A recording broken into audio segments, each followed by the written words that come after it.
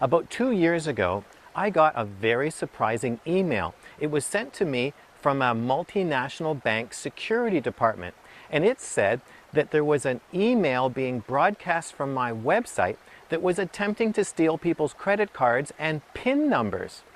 Well, I just assumed it was spam, of course, and deleted it and ignored it.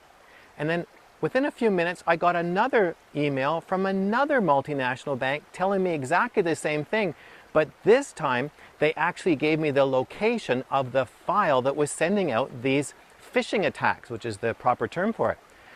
Well, at this point I realized this wasn't spam, there was something serious going on. So I went and checked it out. So I looked through all the files on my website, and sure enough, I found the offending file. Well, I quickly deleted it and I thought, whoa, I'm glad that's over. But within the next few hours, I continued to get emails from other multinational banks saying that my website was broadcasting this email that was trying to steal people's confidential financial information.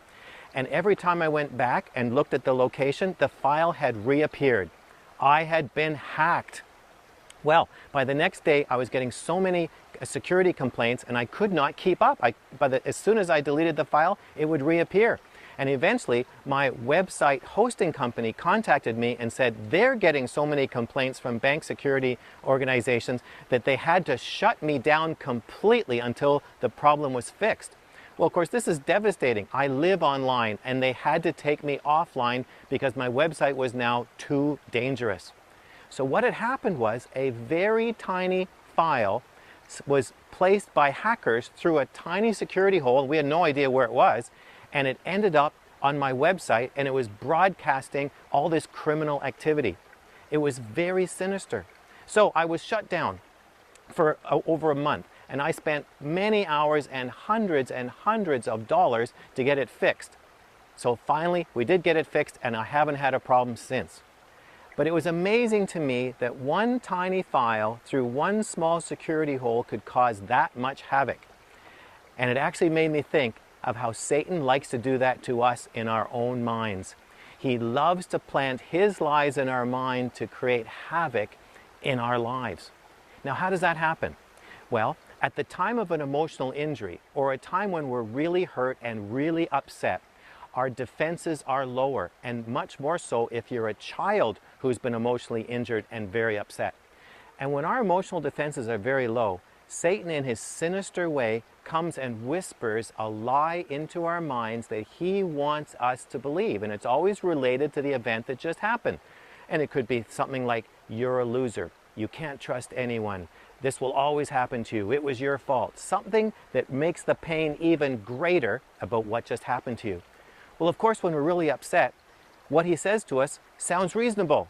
And then we agree with the lie. And as soon as we agree with his lie, it's like opening up your front doors and inviting him in, and he just marches straight in once you agreed with him and sets up his office in your mind and his broadcasting station so he can continue to broadcast his lies into your mind.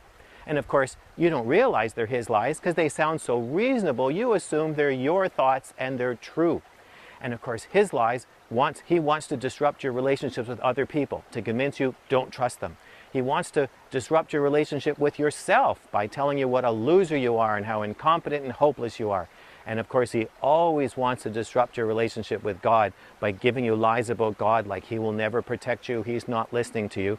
And so Satan can invade our mind because we gave him permission. So he slips in a very sinister way and sets up a broadcasting channel in our minds. Now, we all have this problem. Don't feel you're the only one. But how do you tell if Satan has infiltrated your mind with his lies and he's broadcasting at you? Well, it's not always easy to tell, but here's the most reliable technique that I've learned. Watch for situations where you're overreacting. In other words, something happens, but your response is exaggerated. Whether it's fear, anger, bitterness, resentment, jealousy, if you've overreacted, you're probably listening to a lie that's magnifying the situation. Now you may say, oh, that never happens to me. Well, before you think that any longer, check with your spouse. They can always tell you when you're overreacting. So check with them first. So now let's say you've decided that you are overreacting. What do you do about it? Well, first, ask God to reveal the lies that you're believing and where they came from. And the next time you overact, catch yourself in saying, what am I believing that's magnifying this situation? But if you find you don't get any answers and it's not clear to you what the cause is, and that's pretty common too, then go and talk to a Christian counselor. They're experts at uncovering lies. Or you can contact me and I'll meet you online at a coaching appointment and I can help you with that too. But to live a transformed life, you need to expose and get rid of Satan's lies. You don't want any of his strongholds lurking in your mind. So now I want to hear from you. What do you do to expose and protect yourself from Satan's lies? Just leave your comments in the box below. And if this is your first visit here, then you need to get my free self-assessment guide. And to do that, just subscribe to my weekly email newsletter by filling out the subscription form right there. Yes, I know I'm in a park, but it's still right there. And I'll talk to you again next week.